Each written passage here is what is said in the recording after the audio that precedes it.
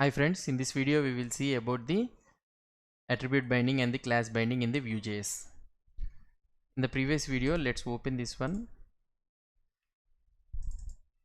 Let's open this output. In the previous video, what we have seen how to show this one in the list. Okay. Now what we will do is how we can do the attribute binding for an element. For example, take one button. Okay, one button. Now we will write the text hover me. Okay, I will write the title for this one. You hovered on the button, let's assume. Okay, now if I see the output of this one, okay, fine, I'm able to see the button here. Let's move it top. Okay, so that it will be very nice, it will be easy for us to see. Okay, now if I see, yeah, here we got the hover me button. If I hover this button, you'll be able to see that you hovered on the button. Fine, it's nice. Now what I want to do is I need to apply this title dynamically through Vue.js. How we can apply? Simple. Let's copy this text, and what we'll do, we will create new variable here. Okay, title, and I will paste it here in this one. Let's take this variable and just replace that variable in the place of the text. Okay, let's see the output, what it will happen. Now if I refresh this one, and if you hover that button, you see that you are seeing the title instead of seeing the text. You hovered on the button. What is happening here? Actually is nothing is happening. So what it is happening is, it is taking this title as a string only. It is not representing the title as a for the variable name. Now what we have to do in order to take this title not as a string, as a variable, simply what we have to do is we have to bind this one. We have to use the bind attribute. So bind the title attribute with the title variable given in the Vue.js. So this is a simple meaning of this one. Bind the title attribute with the title variable what is there in the data object. Okay. Now save this one and refresh. Now when you hover here, you will be able to see you hovered on the button. Simple. It's complete. It's done. Now you will be able to see v-bind-title full notation of this one. When we saw in the previous video, we have seen the shorthand notation for the v-on. For that one, we have seen v-off in this click. We have removed that one, and we have used the shorthand notation at the right click. Exactly for the same, for this attribute binding also, we have the shorthand notation. Simply we can remove the v-bind, and you can use this colon between in the place of the v-bind. Now when you save this file and if you refresh, when you hover the button, you will be able to see you hovered on the button. Simple. So this is the shorthand notation for the attribute binding. Now in the same scenario we can do for the class binding also. Let's take another button. Okay, now I took the another button, so with the button name as toggle me.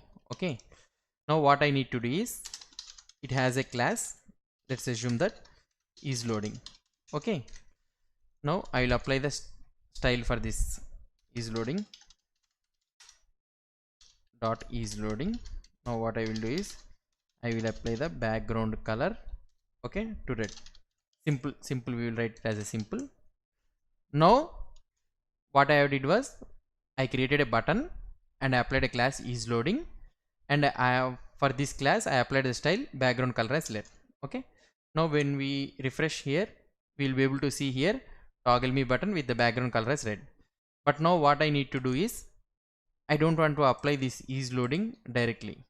Okay, I need to apply this is loading class when the user clicks on this button. When the user clicks on this button only, I need to make it make the button as red. Whatever the thing you want, you can do. Is loading, you can make it as a disable, or you can make it, or you can remove that one and you can add it as a loading bar, loading symbol. Whatever the thing you want, you can make it. But for the time being, in the demo, I am showing that I am converting the button color, background color as red. Okay, now I want to apply this class whenever the user clicks this button. Okay, now what we can do is, we will remove this class name, and what we'll do, we will take one variable. Okay, is loading is false. Let's assume that one is false. At the time of loading, is loading is false. Now what is the requirement for us? So when the user clicks on this button only, it has to apply the is loading class. So what we will do, we know the click event listener @click is equal to, we will write toggle me. Okay, new method. We will take this, we will copy this toggle me, and we will write the toggle me method in the methods object. Okay, always remember all the custom methods should be written in, should be wrapped in the methods object only. Okay, now what we will do, whenever the user clicks on that button, just I will simply convert that is loading, the newly created variable, to true. Okay, now we need to somehow add this one in the class. Okay, what we'll do, same as attribute, we will apply this one colon. Okay, now we need to represent this one as an object notation. Okay, in the object notation, how we write, apply the class is hyphen loading. Okay, when is loading is true. Okay, you understood the simple notation. So class, apply the class is hyphen loading when is loading variable is true here. Okay, this is loading variable, when it becomes true, when the user clicks on that button, toggle me method will execute, and immediately it will become, the is loading variable will become true, and immediately is loading becomes true, and immediately is loading class will be applied to this button. Let's see in the output. Now I refreshed here. When you inspect the element here, and if you see, there is no class is loading for this button. Now immediately when I click here, see, immediately it has applied, the is loading class has applied to this button. So in this way we can do the class binding and the attribute bindings. If you like this video, please subscribe to my channel. Thank you.